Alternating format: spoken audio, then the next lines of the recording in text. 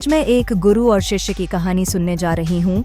हिमालय की वादियों में स्थित एक प्रसिद्ध गुरुकुल था, जहाँ दूर दूर से छात्र शिक्षा प्राप्त करने आते थे। वहाँ के आचार्य गुरु वशिष्ठ न केवल शास्त्रों के ज्ञाता थे, बल्कि अपने शिष्यों को जीवन के गहरे रहस्य भी सिखाते थे। उनके शिष्यों में से एक अर्जुन बहुत प्रतिभाशाली था। वह शास्त्रों और शस्त्रों में निपुण था, लेकिन उसे लगता था कि उसने सब कुछ सीख लिया है। एक दिन उसने गुरु वशिष्ठ से कहा, गुरुदेव, मैंने वेद, उपनिषद और धनुर्विद्या में निपुणता प्राप्त कर ली है। अब मुझे क्या सीखना है? गुरु वशिष्ठ मुस्कुराए और बोले, यदि तुम्हें लगता है कि तुम सब कुछ जान चुके हो, तो कल सूर्योदय से पहले नदी किनारे आना। अर्जुन उत्साहित था। अगले दिन वह जल्दी उठा और नदी किनारे पहुंचा। गुरु वशिष्ठ पहले से वहां प्रतीक्षा कर रहे थे। उन्होंने अर्जुन से कहा, इस नदी के बीच में जाओ और डुबकी लगाओ। अर्जुन ने वैसा ही किया, लेकिन जैसे ही वह पानी में डूबा, उसे लगा कि कोई अदृश्य शक्ति उसे नीचे खींच रही है। उसने बाहर निकलने की कोशिश की, लेकिन असफल रहा। तभी गुरु वशिष्ठ ने पास आकर उसे बाहर खींच लिया। अर्जुन घबराया हुआ था। उसने पूछा, गुरुदेव, यह क्या था? गुरु वशिष्ठ ने मुस्कुराते हुए कहा, जब तुम पानी के अंदर थे तो तुम्हारा पूरा ध्यान सिर्फ सांस लेने पर था, क्योंकि वह तुम्हारे लिए सबसे जरूरी था। इसी तरह जब तक तुम सीखने की भूख को इसी तीव्रता से महसूस नहीं करोगे, तब तक तुम सच्चे ज्ञान तक नहीं पहुंच सकते। अर्जुन को अपनी भूल का एहसास हुआ। उसने सिर झुका लिया और कहा, गुरुदेव, मैं अब समझ गया कि ज्ञान की कोई सीमा नहीं होती। मैं हमेशा सीखता रहूंगा। गुरु वशिष्ठ ने उसके सिर पर हाथ रखा और कहा, यही सच्ची विद्या है। गुरु वशिष्ठ की बातें अर्जुन के मन में गहराई तक उतर गईं। उसने समझ लिया कि सच्चा ज्ञान वही है जो निरंतर बढ़ता रहे। अब उसमें विनम्रता आ गई थी। वह पहले से अधिक समर्पण और जिज्ञासा के साथ सीखने लगा। समय बीतता गया और अर्जुन एक श्रेष्ठ विद्वान और योद्धा बन गया। लेकिन अब वह अपनी उपलब्धियों पर अहंकार नहीं करता था। एक दिन जब वह गुरुकुल से विदा लेने वाला था, तो उसने गुरु वशिष्ठ से पूछा, गुरुदेव, जीवन में सबसे महत्वपूर्ण शिक्षा क्या है? गुरु वशिष्ठ ने उसे पास बुलाया और कहा, जो ज्ञान तुम्हें विनम्र न बनाए, वह अज्ञान से भी अधिक खतरनाक है। शक्ति और विद्या का उपयोग सेवा के लिए होना चाहिए, अहंकार के लिए नहीं। जो जितना ज्ञानी होता है, वह उतना ही विनम्र होता है। अर्जुन ने गुरु के चरणों में सिर झुका लिया और वचन दिया कि वह अपने ज्ञान का उपयोग सदैव सत्य और धर्म की रक्षा के लिए करेगा। गुरु वशिष्ठ ने आशीर्वाद दिया, सच्चा शिष्य वही है जो जीवन भर सीखता रहे और अपने ज्ञान से समाज का भला करे। जाओ, अपने कर्म से इस ज्ञान को सार्थक करो। अर्जुन ने गुरुकुल को छोड़ दिया, लेकिन गुरु वशिष्ठ की दी हुई शिक्षा उसके हृदय में सदा के लिए अंकित हो गई। वह आगे चलकर एक महान योद्धा और ज्ञानी बना, जिसने अपने ज्ञान और शक्ति का उपयोग सदैव सत्य और न्याय के लिए किया। अर्जुन गुरुकुल से विदा लेकर दुनिया की यात्रा पर निकल पड़ा। उसके मन में गुरु वशिष्ठ की सीख गूंज रही थी। ज्ञान का उपयोग अहंकार के लिए नहीं, बल्कि सेवा और धर्म की रक्षा के लिए होना चाहिए। कई वर्षों तक उसने राजाओं, विद्वानों और संतों से ज्ञान अर्जित किया। वह युद्ध कला में निपुण था, लेकिन अब वह केवल विजय के लिए नहीं, बल्कि न्याय की रक्षा के लिए युद्ध करता था। धीरे धीरे उसकी ख्याति दूर दूर तक फैल गई। लोग उसे केवल एक महान योद्धा ही नहीं, बल्कि एक विद्वान और न्यायप्रिय व्यक्ति के रूप में भी जानने लगे।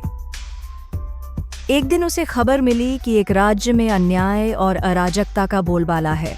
वहां का राजा निर्दोष लोगों पर अत्याचार कर रहा था और जनता दुखी थी। अर्जुन ने सोचा, यदि मैंने यह सब देखा और कुछ नहीं किया, तो मेरे ज्ञान और शक्ति का क्या उपयोग? वह उस राज्य पहुंचा और राजा से मिलने गया। उसने राजा को समझाने की कोशिश की। राजा वही होता है जो प्रजा का पालन करे, न कि उन पर अत्याचार करे। यदि तुम्हारे शासन में लोग दुखी हैं, तो यह तुम्हारी सबसे बड़ी असफलता है। लेकिन अहंकारी राजा ने उसकी बात नहीं सुनी और उसे बंदी बनाने का आदेश दिया। अर्जुन ने शांति से कहा, शास्त्रों में कहा गया है कि अधर्म को रोकना भी धर्म का कर्तव्य है। यदि तुम नहीं रुकोगे, तो मुझे तुम्हें रोकना होगा। इसके बाद एक भयंकर युद्ध हुआ। अर्जुन ने अपने कौशल और बुद्धिमत्ता से राजा की सेना को पराजित कर दिया। लेकिन उसने राजा को मारने के बजाय उसे जीवन दान दिया और कहा, तुम्हारी हार तुम्हारी शक्ति की नहीं, बल्कि तुम्हारे अहंकार की हार है। सच्चा राजा वही होता है जो अपने लोगों की रक्षा करे। यदि आज से तुम प्रजा की सेवा करोगे तो यह तुम्हारी सबसे बड़ी विजय होगी। राजा को अपनी गलती का एहसास हुआ। उसने अर्जुन के चरणों में गिरकर क्षमा मांगी और प्रतिज्ञा ली कि अब वह अपनी प्रजा का रक्षक बनेगा, अत्याचारी नहीं। अर्जुन ने मुस्कुराते हुए कहा, यही सच्ची शिक्षा है। शक्ति का उपयोग विनाश के लिए नहीं, बल्कि सृजन के लिए होना चाहिए। इसके बाद अर्जुन अपनी यात्रा पर आगे बढ़ गया, क्योंकि वह जानता था कि उसका लक्ष्य केवल एक युद्ध जीतना नहीं था, बल्कि ज्ञान और धर्म का प्रकाश फैलाना था। गुरु वशिष्ठ की शिक्षा उसके हृदय में सदैव जीवित रही और उसने जीवन भर उसी मार्ग का अनुसरण किया। कृपा करके हमारे चैनल को सब्सक्राइब करें और वीडियो को लाइक करें। धन्यवाद। अर्जुन अपनी यात्रा पर आगे बढ़ता रहा। वह जहाँ भी जाता वहाँ लोगों की मदद करता, अन्याय के विरुद्ध खड़ा होता और गुरु वशिष्ठ की शिक्षा को फैलाता। धीरे धीरे उसकी ख्याति एक आदर्श योद्धा और ज्ञानी के रूप में पूरे देश में फैल गई। एक दिन वह एक छोटे से गांव पहुंचा जहां लोग भय में जी रहे थे। पास के जंगल में एक शक्तिशाली डाकू कालकेतु का आतंक था। वह गांव वालों से जबरन कर वसूलता, उनकी फसल लूटता और विरोध करने वालों को मार देता। अर्जुन ने गांव के बुजुर्गों से पूछा, तुम लोग इतने शक्तिहीन क्यों हो? क्या तुमने कभी उसके विरुद्ध खड़े होने की कोशिश नहीं की? एक वृद्ध किसान ने उत्तर दिया, हम शक्ति नहीं है, हम साधारण किसान हैं जो बस अपने परिवार का पेट पालना चाहते हैं। कालकेतु के पास विशाल सेना और हथियार हैं, हम उसका सामना कैसे करें? अर्जुन मुस्कुराया और कहा, शक्ति बाहुबल में नहीं, संकल्प में होती है। यदि तुम सत्य और न्याय के लिए खड़े हो तो कोई भी तुम्हें पराजित नहीं कर सकता। अर्जुन ने गांव वालों को आत्मरक्षा और रणनीति सिखाई। उसने उन्हें संगठित किया, उनके मन से भय को निकाला और उन्हें साहस दिया। कुछ ही दिनों में गांव वाले आत्मविश्वास से भर गए और उन्होंने अर्जुन के नेतृत्व में कालकेतु से लड़ने का निर्णय लिया। एक रात जब कालकेतु और उसके आदमी गांव पर हमला करने आए तो इस बार गांव वाले डरकर भागे नहीं। उन्होंने पूरी तैयारी के साथ डाकुओं का सामना किया। अर्जुन ने अपनी वीरता और बुद्धिमानी से डाकुओं को पराजित कर दिया। कालकेतु ने जब भागने की कोशिश की तो अर्जुन ने उसे पकड़ लिया। कालकेतु अर्जुन के सामने गिर पड़ा और बोला, मुझे मार डालो, मैं इसके लायक हूँ। अर्जुन ने उसकी आंखों में देखा और कहा, नहीं, तुम्हें मारकर मैं तुम्हारी कहानी यहीं खत्म कर सकता हूँ, लेकिन मैं तुम्हें एक नया जीवन देना चाहता हूँ। यदि तुम पश्चाताप करके इस गांव की सेवा करने का संकल्प लो तो तुम्हारे पाप धुल सकते हैं। कालकेतु की आंखों में आंसू आ गए। उसने अर्जुन के चरणों में गिरकर माफी मांगी और प्रतिज्ञा ली कि वह अब अपने बल का उपयोग लोगों की भलाई के लिए करेगा। गांव वालों ने अर्जुन को धन्यवाद दिया। उन्होंने कहा, आपने हमें केवल कालकेतु से ही नहीं, बल्कि हमारे अपने भय और निराशा से भी मुक्त किया है। अर्जुन मुस्कुराया और बोला, यही सच्ची विजय है जब ज्ञान और साहस से भय और अज्ञान को पराजित किया जाए। इसके बाद अर्जुन ने गांव को एक नई दिशा में बढ़ते देखा और आगे अपनी यात्रा पर निकल पड़ा, क्योंकि उसकी राह वहीं समाप्त नहीं होती थी। वह जानता था कि अभी भी दुनिया में कई स्थानों पर अंधकार था, जिसे ज्ञान और न्याय के प्रकाश से मिटाना था। अर्जुन अपनी यात्रा पर आगे बढ़ता रहा। वह हर स्थान पर गुरु वशिष्ठ की शिक्षा का प्रकाश फैलाता, अन्याय के विरुद्ध खड़ा होता और लोगों को आत्मनिर्भर बनने की प्रेरणा देता। वर्षों बीत गए और अब अर्जुन एक अनुभवी योद्धा और विद्वान बन चुका था, लेकिन उसके मन में हमेशा एक प्रश्न उठता, क्या अब भी कुछ सीखने को बचा है? एक दिन उसकी यात्रा घने जंगल में पहुंची। वहां उसे एक वृद्ध साधु मिले जो एक विशाल वटवृक्ष के नीचे ध्यान मग्न बैठे थे। उनकी आंखों में अपार शांति और चेहरे पर दिव्य तेज था।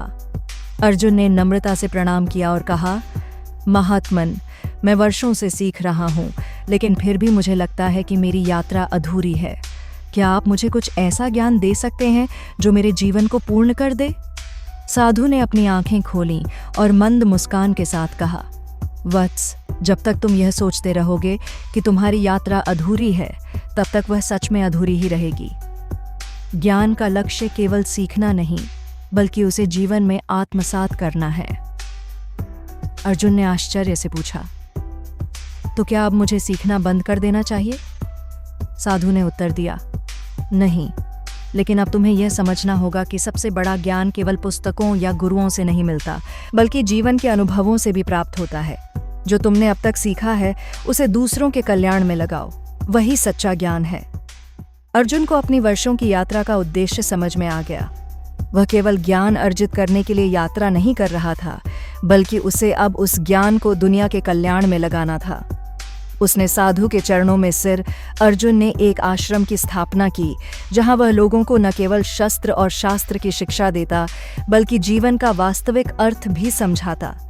उसके आश्रम में राजा, योद्धा, किसान और आम नागरिक सभी आते और उससे जीवन के गूढ़ रहस्यों को सीखते। समय बीतता गया और अर्जुन का नाम एक महान गुरु के रूप में प्रसिद्ध हो गया। एक दिन जब वह ध्यान में लीन था तो उसके मन में गुरु वशिष्ठ की छवि उभरी। उन्होंने मुस्कुराते हुए कहा, वत्स, तुमने अपनी यात्रा पूरी कर ली। अब तुम केवल शिष्य नहीं, बल्कि स्वयं एक गुरु बन चुके हो। अर्जुन की आंखों से आंसू बह निकले। उसने समझ लिया कि जीवन में सच्ची उपलब्धि केवल सीखना नहीं, बल्कि उस ज्ञान को दूसरों तक पहुंचाना और समाज की भलाई के लिए समर्पित करना है। इस तरह अर्जुन ने अपनी गुरु परंपरा को आगे बढ़ाया और अपने ज्ञान, धैर्य और करुणा से अनगिनत लोगों का जीवन बदल दिया। उसने सिद्ध कर दिया कि सच्चा शिष्य वही होता है जो जीवन भर सीखता है और अंततः स्वयं एक गुरु बनकर ज्ञान की ज्योति जलाता है।